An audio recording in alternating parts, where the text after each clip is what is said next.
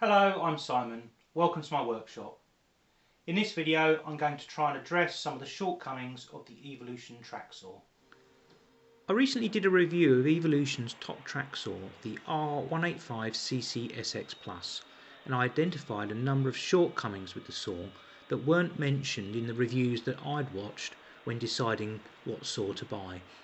So in this video I'm going to try and improve on those shortcomings and make the saw a bit easier to live with.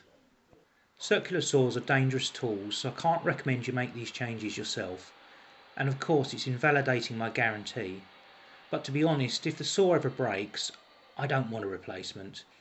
I think it's a heap of junk, and these mods are really like spraying air freshener on a dung heap. You can convince yourself it smells nicer, but the reality is it's still a pile of. So think of this video as entertainment rather than a how-to guide. I start by trying to address the stickiness when moving across the join in the track.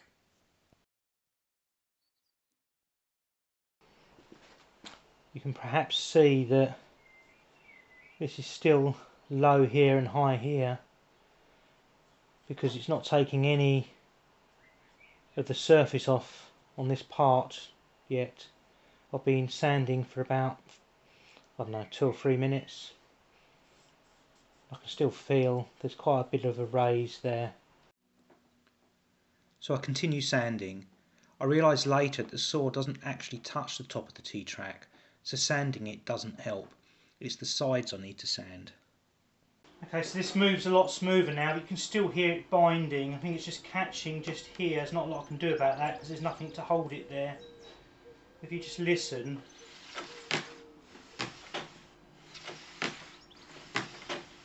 you can hear as it goes over that joint. I can feel it as well. I eventually get the track super smooth at the join by focusing on the sides of the T-track, but continue to have problems when moving across the join. So the problem is if I take all the play out using these, so it moves smoothly on here but doesn't have any play. That's got a little bit of play back in it because you have to constantly change it. So this moves really smoothly here. You see there, it's stiff enough that it will move the board. In fact, look, just moving that backwards and forwards, it's now got play in it again. So having examined the track and removed all the issues there, I moved to the saw itself. First I put a small bevel on the front of the saw, then address a small protrusion where the saw engages with the track. So I've got rid of the stickiness in the rail, in that it's completely flat now with no little edges protruding. Not that I can feel with my fingers anyway, but I'm still getting the sticking, and if I look underneath, what I can see is the paint's been worn off in little grooves along here. Now this is in the same shape here as the anti-slip rail. So the anti-slip rail is scratching it at this point, and then it continues scratching it over here. So there's something about the anti-slip rail closest to the extrusion, the T-bar, that's causing that to happen. That's definitely just looking at the shape of it being caused by the anti-slip rail. So I work on adjusting the anti-slip rail so that it doesn't cause the saw to stick. There's some irony here.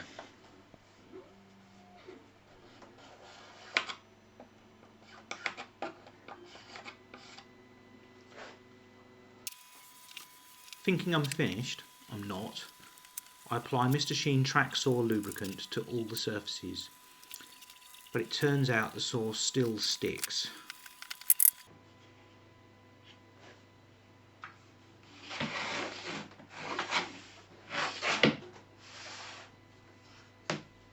So I've noticed that just here is getting worn down, and it does look like it actually protrudes out slightly. So I'm just going to rub that down and make it flat with the rest of the surface. In fact, I can feel it sticks out. And I think I drew a line here as to where the problem was, and it's right there. So I think it's the saw rather than the track, or it's now the saw rather than the track.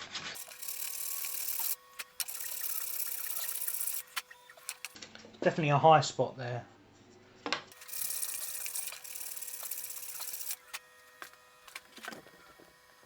You can probably see the high spot now. So where it's silver, just here. Finally I fixed it. So it was a combination of these not being flush, or this one not being flush. This one doesn't really matter. These causing problems, and then a little bit protruding on here on the saw. And now I've adjusted this saw so there's no play in it at all, and it goes over without any issues now. So I'm really pleased with that. That's going to make a big difference. I now focus on the zero play adjustment knobs, tightening them so that they move less. This doesn't seem to make much difference, and I can't think of any other way to improve on it, so I move on to dust collection. The advanced dust collection is practically useless. Basically it relies on the saw blade flinging the sawdust into the path of the vacuum cleaner. My tests show that there is no suction from the vacuum at all at the front of the blade where the dust is created. So there's not much I can do other than reduce the fallout to a smaller area by adding some additional guards. Now I'm well aware that this guard will prevent me from cutting bevels, but the saw is unstable on the track when cutting them, so I don't think it's much of a sacrifice anyway. Here I'm marking out the cuts I need to make to fit the dust guard and ensure the blade guard continues to function correctly. I nibble out the slot for the blade guard handle from both sides using my rotary tool. Then using a file I tidy it up and fettle it until it fits perfectly. With the test fit I can mark up a few changes and drill into the aluminium guard to accommodate a fixing point at the front. I then tap the hole and refit the new guard. What I want to show you is I've inadvertently improved the airflow. In here, this here is the edge of the saw. Now because I've added this white piece here, this perspex, I've pushed the hose that way a little bit, and therefore less of this bit here is now protruding into the airway. So I've actually improved airflow by that modification. Now I don't expect this mod to completely revolutionise the really poor dust collection. I'm really just hoping that it makes a little bit of a difference. If it does, that's great. If it doesn't, then I've not really lost a lot. I then ran some tests and the dust collection was still pretty poor, so I added another guard and tested again, this time getting much better results. It's far from perfect, but significantly better than it was before.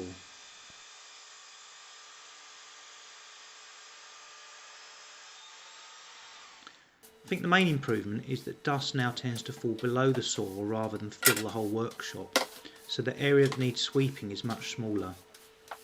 It is still a messy tool, but for now at least I'll be keeping this mod on the saw. Well, I hope you enjoyed this video of me tinkering in my workshop. If you did, then please leave a thumbs up, and if you'd like to see more videos like this, then please subscribe, and I'll see you in my next video. Thanks for watching.